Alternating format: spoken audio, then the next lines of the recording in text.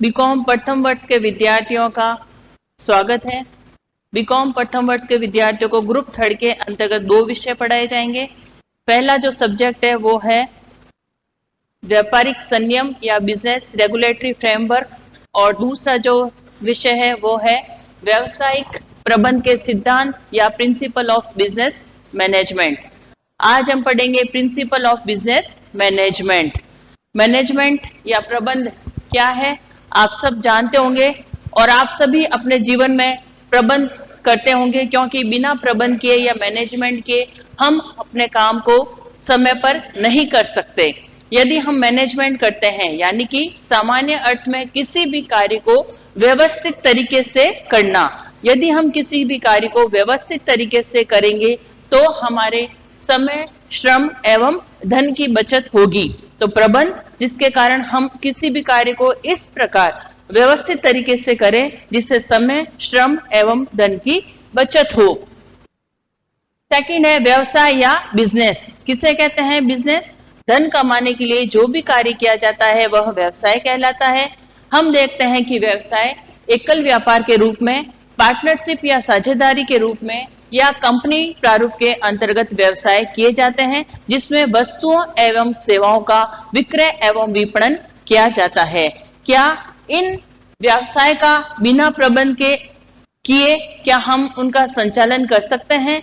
हम उनके उद्देश्यों को प्राप्त कर सकते हैं? नहीं कर सकते हैं। तो व्यावसायिक प्रबंध यानी व्यवसाय को चलाने के लिए या व्यवसाय के उद्देश्यों को पूरा करने के लिए इस प्रकार से उन कार्यों को करना, यानी कि व्यवसाय के उद्देश्यों को पूरा करने के लिए नियोजन, संगठन, समन्वय, नेतृत्व, अभिप्रेरणा, नियंत्रण, इस प्रकार से इन कार्यों को करना ताकि संस्था के उद्देश्यों को न्यूनतम लागत पर प्राप्त किया जा सके, अधिकतम उत्पादन किया जा सके, लाभ प्राप्त किया जा सके और एक व्यवसायी अपने सामाजिक उत्तरदायित्व को भी पूरा कर सके। समय, श्रम एवं धन की बचत करते हुए व्यवसाय का प्रबंध करना व्यावसायिक प्रबंध कहलाता है। व्यवसायिक प्रबंध की परिभाषा या अर्थ को समझने से पूर्व हमें व्यवसाय की कॉन्सेप्ट या अवधारणा को समझना पड़ेगा। क्या है अवधारणा या कॉन्सेप्ट? यदि मैं इस क्लासरूम में एक हाथी को लाकर खड़ा करती हूं और सभी विद्यार्थियों से पूछती हूं कि इस हाथी के बारे में अपने विचार व्यक्त कीजिए, तो कोई कहेगा कि हाथी जिसके एक सूंड होती है, कोई कहेगा हाथी जिसके एक पूंछ होती है, कोई अपने दिमाग से कहेगा या विचार करके कहेगा हाथी जिसके 2 दिखने बाहर दांत होते हैं, हाथी जिसके 4 पांव होते हैं। तो इस प्रकार हाथी को देखकर सभी विद्यार्थी अपने अपने विचार, धारणा या उनकी सोच के अनुरूप उसके हाथी के बारे में अपने विचार व्यक्त करेंगे। क्या जो ये विद्यार्थी कह रहे हैं वह बात सही है? यह हम हाथी को देखकर पता करेंगे कि हाँ, इस विद्यार्थी ने कहा कि इसके सूंड है, यह सही है। हाँ, इसके 4 पांव है, यह सही है। हाँ, इसके पूंछ है, ये सही है। तो इस प्रकार जिन जिन विद्यार्थियों ने हाथी को देखकर जो जो बात बताई वह सही पाए जाने पर हम उन कॉन्सेप्ट को, जो उन्होंने वो बात कही है, उसको सही पाने जाने पर हम कहेंगे हाँ, हाथी एक ऐसा प्राणी है जिसके सूंड होती है, 4 पांव होते हैं, 2 दांत होते हैं, वह घास खाता है और उसके एक पूंछ होती है। तो इसी प्रकार से हम समझेंगे अवधारणा या कॉन्सेप्ट किसे कहते हैं। अवधारणा या कॉन्सेप्ट जो किसी भी व्यक्ति, किसी वस्तु या कार्य को देखकर किसी व्यक्ति के संबंध में वह विचार, वह कल्पना या आकृति है जो उस वस्तु, कार्य, संबंध में के कारण किसी व्यक्ति के मस्तिष्क में बनती है। अवधारणा यानी हाथी को देखकर किसी के विचार किया, किसी ने क्या कल्पना की, किसी ने क्या धारणा की, वही अवधारणा कहलाती है। किसी भी वस्तु, कार्य या व्यक्ति को सर्वप्रथम पहली बार देखते ही जो चीज हमारे मस्तिष्क में आती है वही अवधारणा कहलाती है। तो इसी प्रकार से व्यवसायिक प्रबंध या बिजनेस मैनेजमेंट की भी कुछ अवधारणाएं हैं। क्या है वो अवधारणाएं? इसमें कुछ जो विशेषज्ञ हैं, जो प्रबंध के ज्ञाता हैं, उन्होंने प्रबंध की विभिन्न अवधारणाएं दी है, व्यवसायिक प्रबंध की विभिन्न अवधारणाएं दी है। उन्होंने कहा है सबसे पहले कि प्रबंध उत्पादन का एक साधन है, management is a economic resources.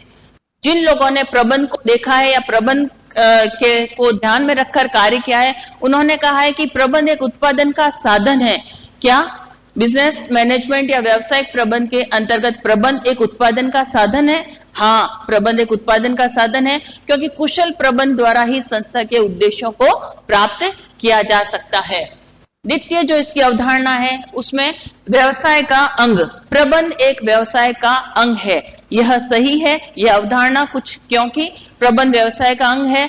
बिना प्रबंध के या बिना उद्देश्यों को नियोजन, नियंत्रण, संगठित, समन्वित किए बिना हम व्यवसायिक प्रबंध नहीं कर सकते हैं। तो यह अवधारणा है कि प्रबंध व्यवसाय का एक अंग है या बिना प्रबंध के व्यवसाय नहीं किया जा सकता। तीसरी जो इसकी अवधारणा है व्यक्तियों का एक विशिष्ट वर्ग या समूह है। प्रबंध क्या है? एक व्यक्तियों का विशिष्ट वर्ग या समूह, क्लास और ग्रुप ऑफ एलाइड। जब हम किसी मैनेजर या प्रबंधक को देखते हैं तो हम उसको देखकर कहते हैं अरे ये प्रबंधक है, ये एक एलाइड ग्रुप है, क्लास है। तो इस प्रकार से प्रबंध को एलाइड क्लास या विशिष्ट वर्ग भी माना गया है, क्योंकि जिसके अंतर्गत मैनेज करने की योग्यता होगी या प्रबंध करने की योग्यता होगी वही प्रबंधक कहलाएगा।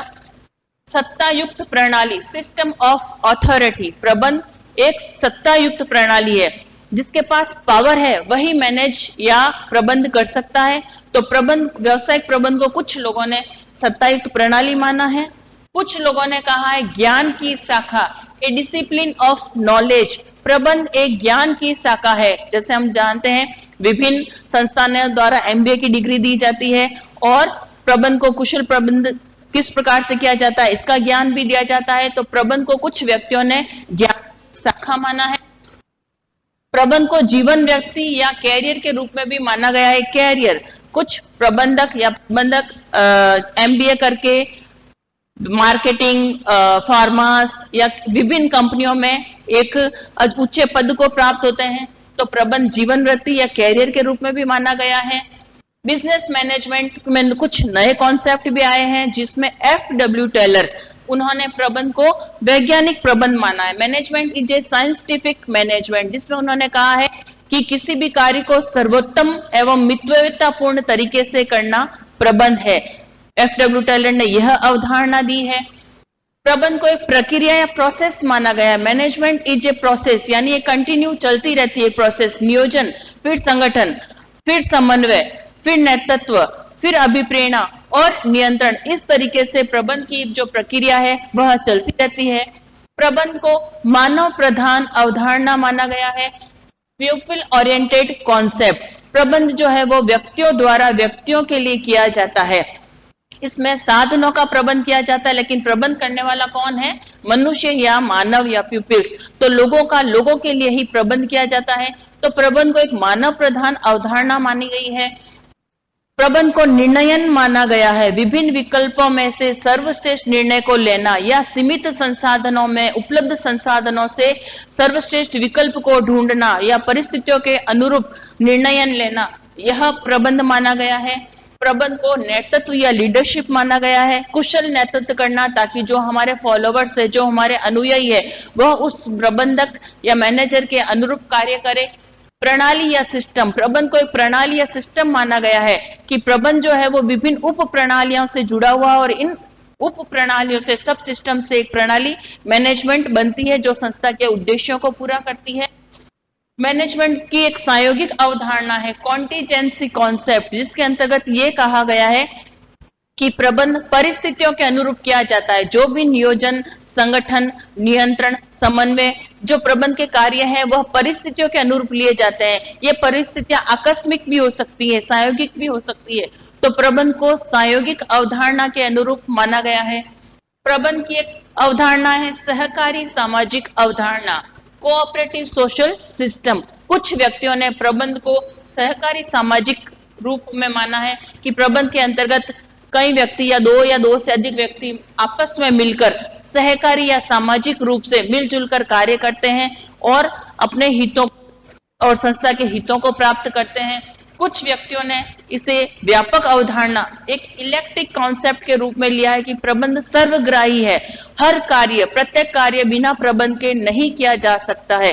इस प्रकार से प्रबंध की विभिन्न अवधारणाएं दी गई है। अवधारणा वही जो किसी व्यक्ति, वस्तु या कार्य को देकर किसी व्यक्ति के मस्तिष्क में पहली बार बनती, तो ये सभी प्रबंध की अवधारणाएं। क्या ये अवधारणाएं सही हैं? इसको हम अपने नेक्स्ट जो हमारा लेक्चर्स होगा उसमें हम इसको क्लियर करेंगे।